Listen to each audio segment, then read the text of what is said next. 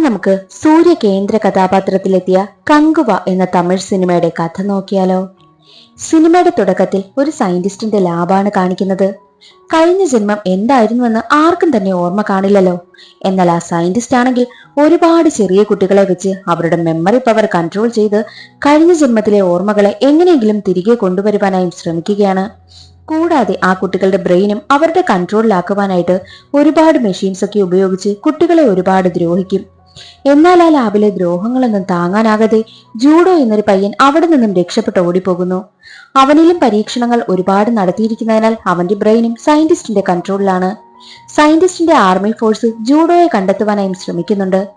ഒരുപാട് പരീക്ഷണങ്ങളാൽ ജൂഡോയ്ക്ക് തന്റെ മെമ്മറിയിൽ പല പല കാര്യങ്ങളും വന്നു പോകുന്ന ബുദ്ധിമുട്ട് അവന് താങ്ങാനാകുന്നില്ല. പിന്നീട് കാണിക്കുന്നത് ഗോവയാണ്. ഗോവയിലാണ് നായകനായ ഫ്രാൻസിസ് ഉള്ളത്. ഫ്രാൻസിസിന്റെ ജോലി എന്തെന്നാൽ പോലീസിനെ കൊണ്ട് പിടിക്കാൻ പറ്റാത്ത പിടികിട്ടാ പുള്ളികളുണ്ടല്ലോ, അവരെയൊക്കെ കണ്ടെത്തി കൊടുക്കലാണ്. അങ്ങനെ കിട്ടുന്ന കാശ് കൊണ്ട് സമാധാനമായിട്ടുള്ള ഒരു ജീവിതം ജീവിക്കുകയാണ് ഫ്രാൻസിസ്. അങ്ങനെ ഇരിക്കെ ഒരു ദിവസം കമ്മീഷണർ ആണെങ്കിൽ ഫ്രാൻസിസിനെ വിളിച്ചിട്ട് ഒരു ഡ്യൂട്ടി ഏൽപ്പിക്കുന്നു. എന്തെന്നാൽ പോലീസിന് തന്നെ തലവേദനയായിട്ടുള്ള ഒരു പേര് കേട്ട ക്രിമിനൽ ഉണ്ട്. അവനെ പിടികൂടി കൊടുത്തു കഴിഞ്ഞാൽ ഫ്രാൻസിസിന് 50 ലക്ഷം രൂപ കൊടുക്കും. ആ കിട്ടുന്ന 50 ലക്ഷം രൂപയും കൊണ്ട് എങ്ങനെയെങ്കിലും ജീവിക്കണമെന്നാണ് ഫ്രാൻസിസിന്റെ ആഗ്രഹം. ഫ്രാൻസിസ് ആണെങ്കിൽ ആ ക്രിമിനലിനെ കണ്ടെത്തുവാനായും തീരുമാനിക്കുന്നു. അപ്പോഴാണ് അവൻ കുറച്ച് പെൺകുട്ടികളുമായി ഒരു ഷിപ്പിൽ അടിച്ചു പൊളിക്കുന്ന കാര്യം ഫ്രാൻസിസ് അറിയുന്നത്. ഉടനെ തന്നെ ഫ്രാൻസിസ് അവിടേക്ക് പോവുകയാണ്. അവിടെ വെച്ച് ക്രിമിനലിനെ പിടികൂടുന്നതിനിടയിൽ അവനാണെങ്കിൽ മരിച്ചു പോകുന്നു. ഒരു കാര്യം പ്രത്യേകം കമ്മീഷണർ എടുത്തു പറഞ്ഞിട്ടുണ്ട്. എന്തെന്നാൽ ആ ഒരു ക്രിമിനലിനെ ജീവനോട് കൂടി തന്നെ വേണം. ഏതെങ്കിലും സാഹചര്യത്തിൽ അവൻ മരിച്ചു പോയി കഴിഞ്ഞാൽ അവനൊരു ചേട്ടനുണ്ട്. അവൻ ആരെയും വെറുതെ വിടില്ല, കൊന്ന ആളിനെ ജീവനോട് തന്നെ കത്തിക്കുമെന്ന് പറഞ്ഞ് പേടിപ്പിച്ചിട്ടുണ്ട്. എന്നാൽ ഫ്രാൻസിസിനാണെങ്കിൽ ആകെ പേടിയായി. കമ്മീഷണർ പറഞ്ഞതെല്ലാം ഓർമ്മയിലുണ്ടായിരുന്ന ഫ്രാൻസിസ് ആണെങ്കിൽ എങ്ങനെയെങ്കിലും രക്ഷപ്പെടണമെന്ന് തീരുമാനിച്ച് അവിടെ നിന്ന് ചാടിപ്പോവുകയാണ്. എന്നാൽ ഫ്രാൻസിസ് ആണെങ്കിൽ ആ ഷിപ്പിൽ വെച്ച് ജൂഡോ എന്ന പയ്യനെ കാണുകയാണ്. ഈ ജൂഡോ ആരെന്നാൽ സയന്റിസ്റ്റിന്റെ ലാബിൽ നിന്നും രക്ഷപ്പെട്ടു പോയ ആ ഒരു പയ്യനുണ്ടല്ലോ, അവനാണ് ജൂഡോ. ജൂഡോയും ഫ്രാൻസിസിനെ കണ്ടിരുന്നു. ഫ്രാൻസിസ് ആ ക്രിമിനലിനെ കൊല്ലുന്നതും ജൂഡോ കണ്ടിരുന്നു. ജൂഡോയ്ക്ക് ഫ്രാൻസിസിനെ കാണുമ്പോൾ എന്തൊക്കെയോ അവന്റെ മെമ്മറിയിൽ വരുന്നതായും തോന്നുന്നു. എന്നാൽ ഫ്രാൻസിസ് ആണെങ്കിൽ അവിടെ നിന്ന് രക്ഷപ്പെട്ട് ഓടിപ്പോവുകയാണ്. അടുത്ത ദിവസം വിവരമറിഞ്ഞ കമ്മീഷണർ ആണെങ്കിൽ ഫ്രാൻസിസിനെ വിളിക്കുന്നു. നീ കൊല ചെയ്ത ആ ഒരു ക്രിമിനലിന്റെ സഹോദരനാണെങ്കിൽ വിവരം അറിഞ്ഞിട്ടുണ്ട്. അയാൾ വല്ലാത്ത ദേഷ്യത്തിലാണ്. മാത്രമല്ല, നീ ചെയ്ത കൊലപാതകം കണ്ടത് ആ ഒരു ഷിപ്പിലുള്ള പയ്യനാണ്. അവനാണ് ആകെ ദൃക്സാക്ഷി. അവനെങ്ങാനും അവരുടെ കയ്യിൽ ചെന്നപ്പെട്ട് നീയാണ് കൊന്നതെന്ന് തുറന്നു പറഞ്ഞാൽ നിന്റെ കാര്യം പോക്കാണെന്നും കമ്മീഷണർ പറയുന്നു. അത് കേട്ട് ഫ്രാൻസിസിനും ടെൻഷൻ ആകുവാനായും തുടങ്ങി. ഫ്രാൻസിസ് ഉടനെ തന്നെ ആ പയ്യനെ തേടി കണ്ടുപിടിക്കുകയും ചെയ്യുന്നു. ഫ്രാൻസിസിന് ജൂഡോയെ കാണുമ്പോൾ ഇവനെ എവിടെയോ കണ്ടിട്ടുണ്ടല്ലോ എന്ന തോന്നലുകളൊക്കെ ഉണ്ടാവുകയാണ്. അതേസമയം തന്നെ അവിടേക്ക് ആർമി ഫോഴ്സും എത്തുകയാണ്.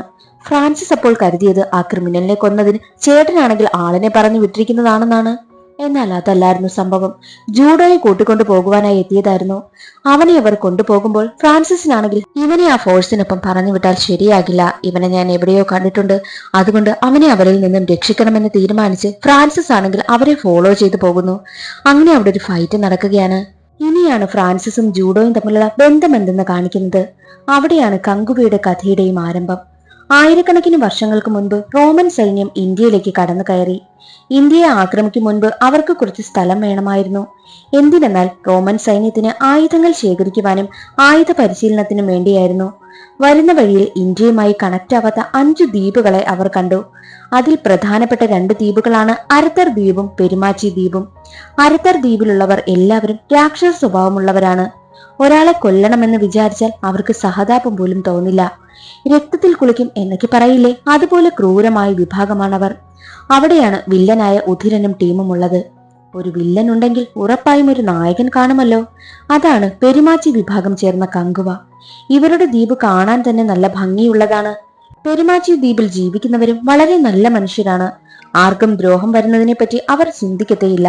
സ്നേഹത്തോടെയാണ് അവിടെയുള്ളവരെല്ലാവരും ജീവിക്കുന്നതും. എന്നാൽ റോമൻ നേതാവ് ഏത് ദ്വീപിൽ കടന്നു കയറണമെന്ന് ചിന്തിച്ച് പെരുമാച്ചി ദ്വീപിനെ തിരഞ്ഞെടുത്തു. എന്നാൽ അവിടെ കടന്നു കയറുന്നത് അത്ര എളുപ്പമല്ല. എത്രയൊക്കെ പാവമായിരുന്നാലും യുദ്ധത്തിൽ അവരെ തോൽപ്പിക്കാനാകില്ല. ബുദ്ധിസാമർഥ്യം കൊണ്ട് വിജയിക്കുന്നവരാണവർ. എന്നാൽ റോമൻകാരുടെ പ്ലാൻ എന്തെന്നാൽ അവരുടെ കൂട്ടത്തിൽ നിന്നും ഒരാളെ പെരുമാച്ചി ദ്വീപിലേക്ക് വിടും. അവിടെയുള്ള ജനങ്ങൾക്കിടയിൽ നല്ലവനായി അഭിനയിച്ച് കൂടെ നിൽക്കണം. എന്നിട്ട് 5 കപ്പൽ പണിയണം, അതിന് ആളിനെ വേണമെന്ന് പറഞ്ഞ് പെരുമാച്ചി സൈന്യത്തിൽ നിന്നും 100 പേരെ കൂട്ടിക്കൊണ്ടുവരണം. വരുന്ന സൈനികരെ റോമക്കാർ കൊന്നുകളയും. അതിലൂടെ പെരുമാച്ചി സൈനിക പടയെ തകർക്കണമെന്നാണ് അവരുടെ പ്ലാൻ. അവരുടെ പ്ലാൻ പോലെ തന്നെ നടന്നു. 100 സൈനികരെ കൊന്നു.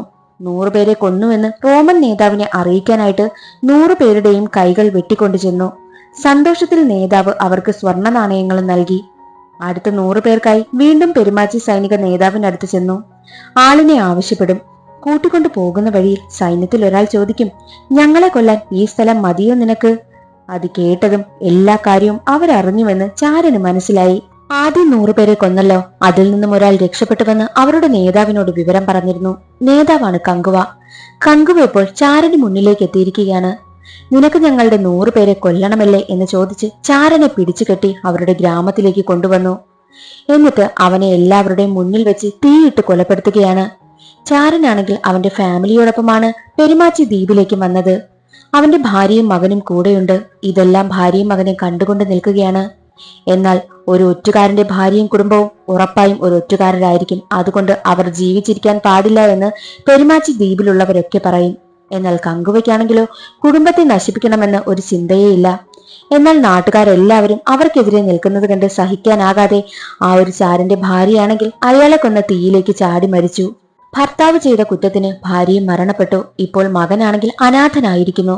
കങ്കുവയാണെങ്കിൽ അയാളുടെ മകനെ തന്റെ കൂടെ നിർത്തുവാനായും തീരുമാനിച്ചു.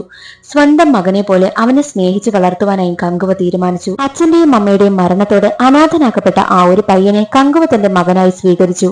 ഇന്നു മുതൽ ഇവൻ എന്റെ മകനാണ്, ഇവൻ എന്റെ മകനായി ഇവിടെ വളരുമെന്നും കങ്കുവ പറഞ്ഞു.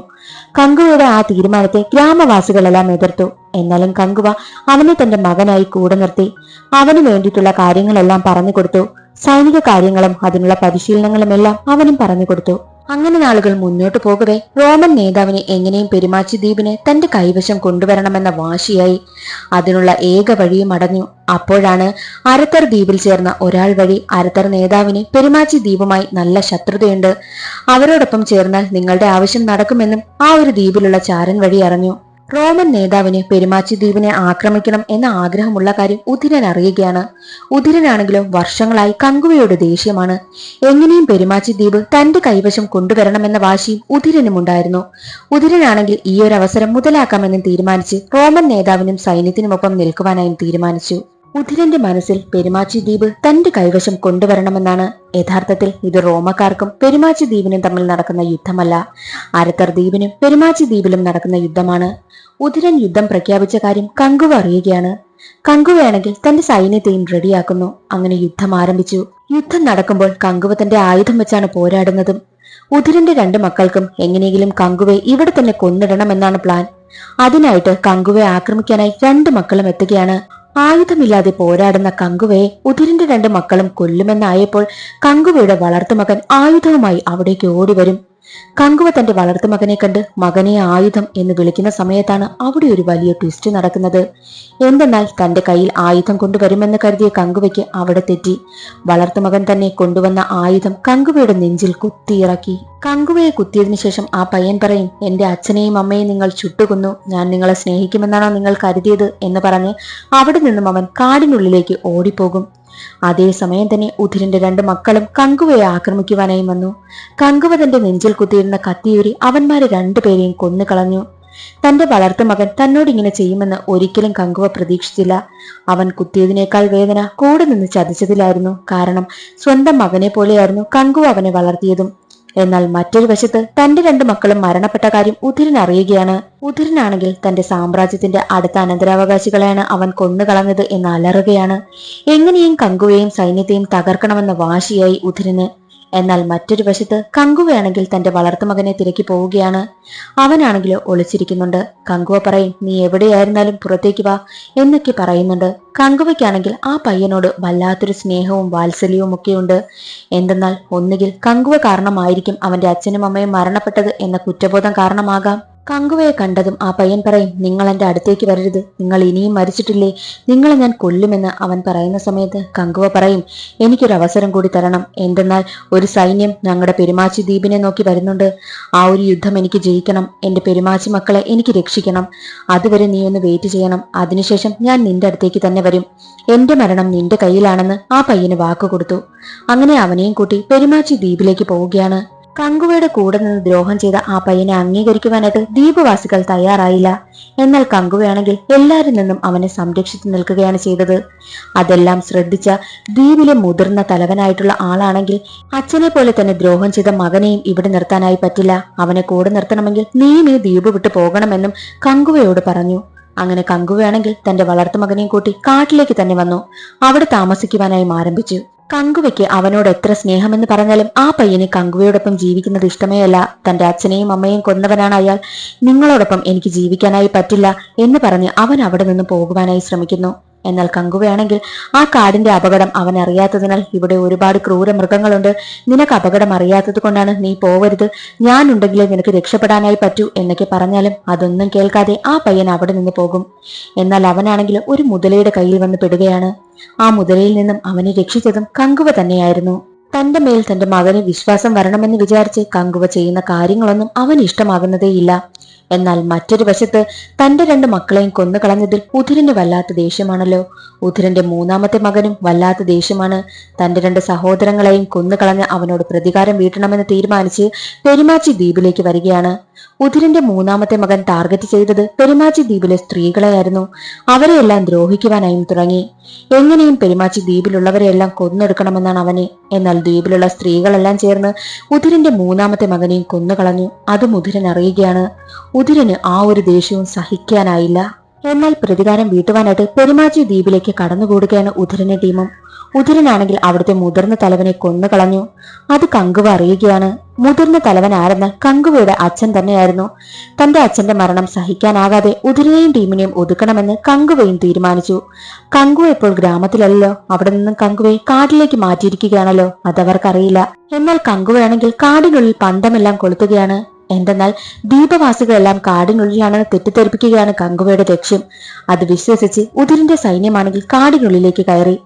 ഓരോരുത്തരെയായിട്ടും കങ്കുവ കൊല്ലുവാനായും തുടങ്ങി. തന്റെ സൈന്യത്തിലുള്ളവരുടെ എണ്ണം കുറയുകയാണെന്ന് ഉധിരന് മനസ്സിലായി.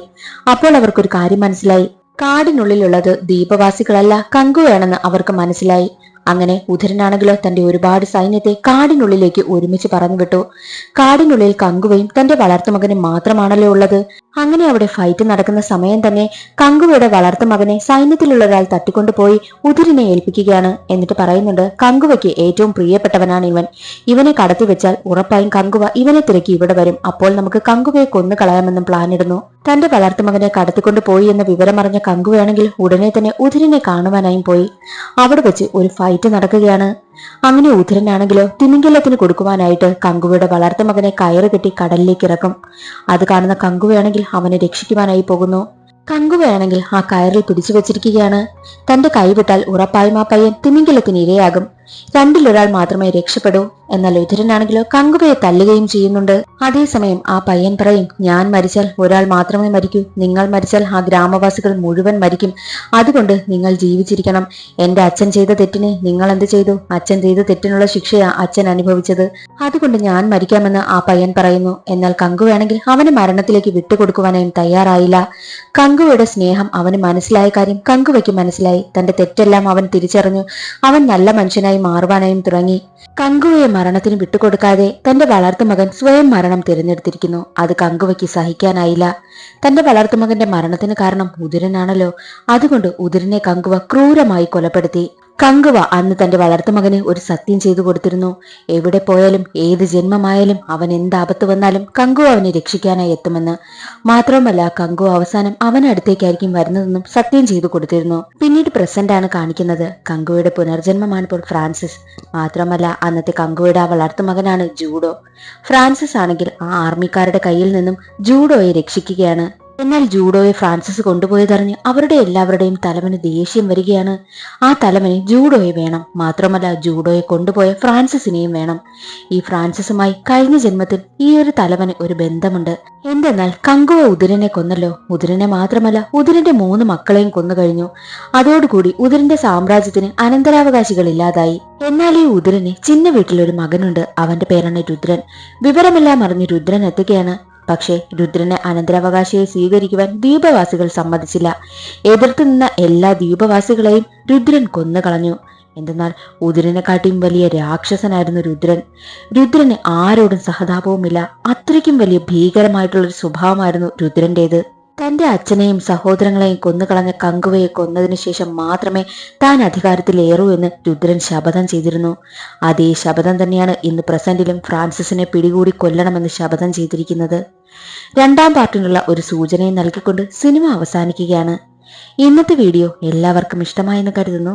ഇഷ്ടമായാൽ ഒന്ന് ലൈക്ക് ചെയ്ത് സപ്പോർട്ട് ചെയ്യാനും ചാനൽ ഇഷ്ടമായാൽ സബ്സ്ക്രൈബ് ചെയ്യാനും മറക്കരുതേ. അടുത്തൊരു സിനിമയുടെ കഥയിൽ കാണാം. അതുവരെ എല്ലാവർക്കും ബൈ.